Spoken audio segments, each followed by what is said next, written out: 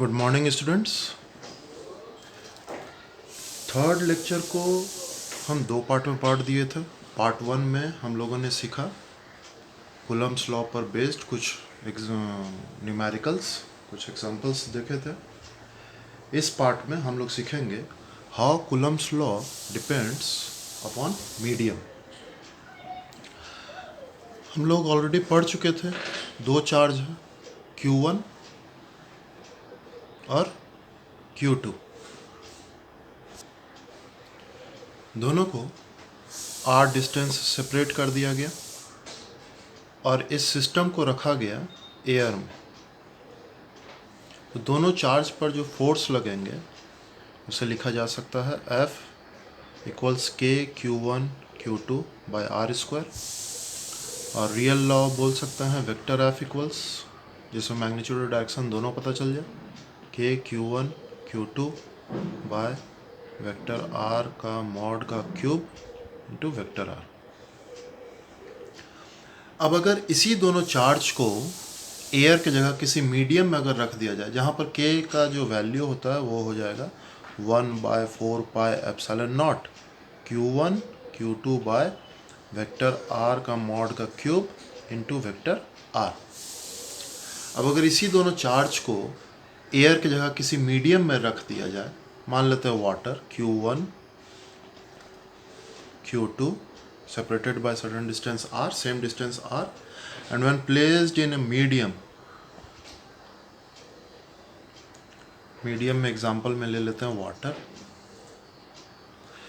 तब Coulomb's law को लिखा जा सकता है F equals 1/4 pi epsilon naught Q1 Q2 by R square.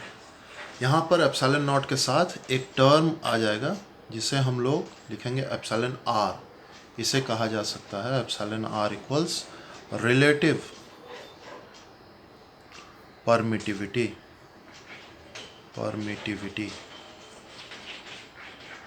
Epsilon not already discuss कर चुके थे, permittivity of free space. Epsilon naught into epsilon r को बोला जा सकता है एप्सिलॉन, इसका नाम हो सकता है एब्सोल्यूट परमिटिविटी या परमिटिविटी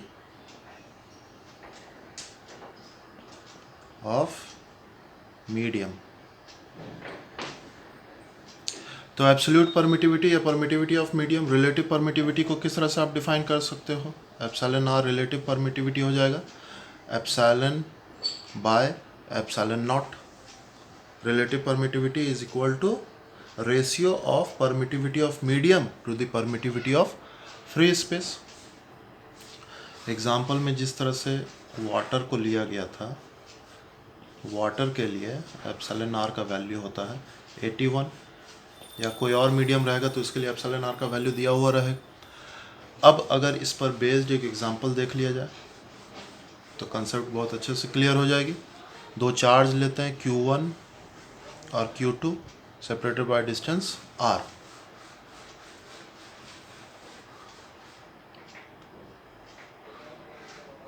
तो दोनों के बीच में एक फोर्स काम करेगा जब इसको एयर में रखा गया, इन एयर, और इसी सिस्टम को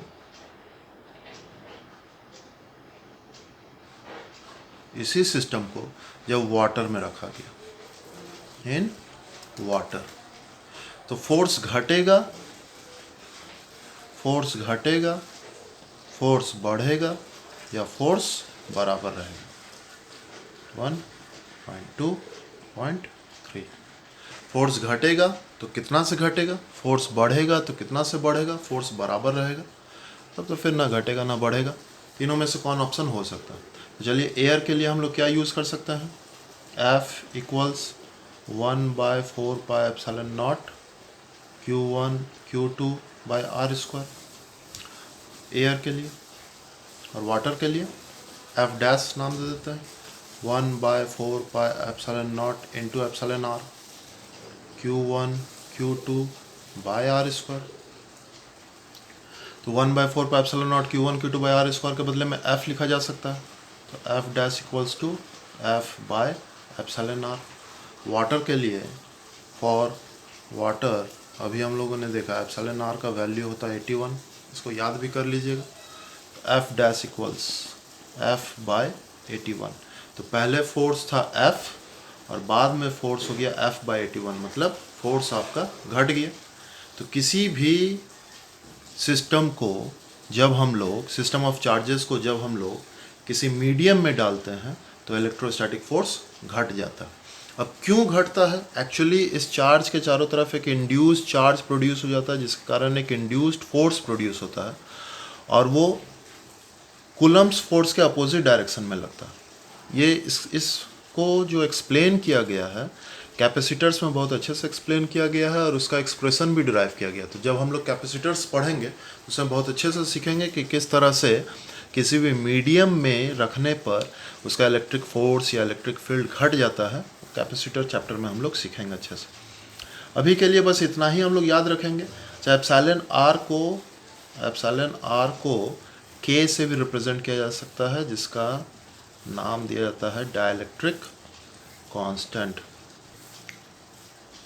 डाइलेक्ट्रिक अगेन हम लोग पढ़ेंगे कैपेसिटर में, तो के बोलिए या एप्सिलॉन आर बोलिए, इसका रेशियो हो जाएगा एप्सिलॉन बाय एप्सिलॉन नॉट। एक और एग्जांपल देख लीजिए पेंडुलम से रिलेटेड। दो चार्ज ले लेते हैं Q, सेम चार्ज लेते हैं Q, और एक चार्ज ले लेते हैं Q। दोनों के बीच का एंगल है थीटा। इसे एयर में रखा गया है, इन एयर। अब जब इसी सिस्टम को वाटर में रख दिया जाएगा, इन वाटर, तो बताइए एंगल, पॉइंट नंबर 1, एंगल बढ़ जाएगा, एंगल घट जाएगा, एंगल सेम रहेगा, या none of the above, NOTA, none of the above. अब वीडियो को पॉज करेंगे और जवाब सोचेंगे।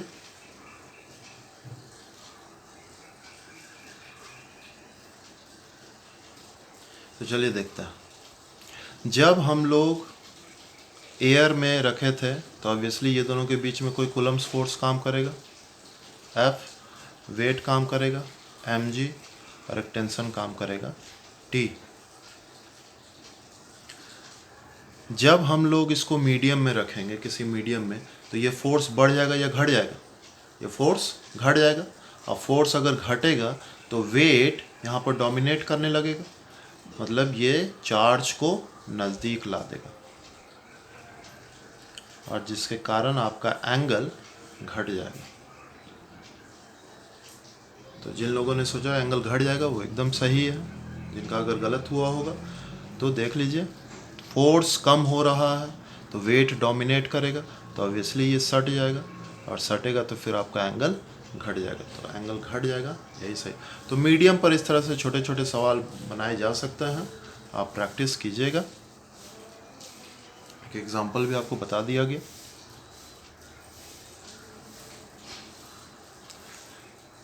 तो ये थर्ड लेक्चर आपका यहाँ पर कंप्लीट होता है। कूलम्ब्स फोर्स के बेसिस पर कुछ टाइप्स आपको बताए गए, कुछ एग्जांपल्स आपको बताए गए, न्यूमेरिकल्स आपको बताए गए, उसके ज़रूर सॉल्व कीजिएगा। नेक्स्ट लेक्चर में हम लोग डाउट क्लास रखेंगे। जितने भी टाइप्स आपको बताए गए हैं उसमें से कुछ टाइप्स आपको डाउट क्लास में क्लियर कराए जाएंगे। कुछ सवाल जो बताए गए हैं उसको क्लियर कराया जाएगा। आज के लिए बस इतना है। धन्यवाद।